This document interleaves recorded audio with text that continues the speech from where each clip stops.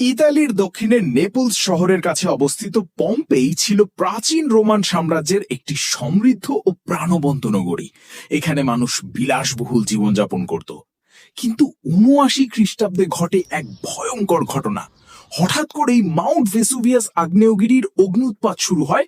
আকাশ ঢেকে যায় ধোঁয়া ও ছাইয়ে, এবং কয়েক ঘন্টার মধ্যেই পুরো শহরটি পুরো ছাই ও গলিত লাভার নিচে চাপা পড়ে যায়। হাজার হাজার মানুষ সেই মুহূর্তেই মারা যায়, কেউ পালাতে পারেনি।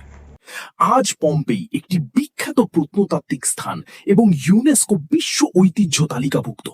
প্রতি বছর লক্ষ লক্ষ পর্যটক এখানে আসে প্রাচীন রোমান জীবনের বাস্তব চিত্র দেখতে এবং সেই ভয়ঙ্কর দিনের ইতিহাস অনুভব করতে। পম্পেই শুধু একটি ধ্বংসপ্রাপ্ত শহর নয়, এটি একটি জীবন্ত ইতিহাস, যেখানে প্রতিটি ইট, প্রতিটি রাস্তা অতীতের এক নিঃশব্দ গল্প বলে।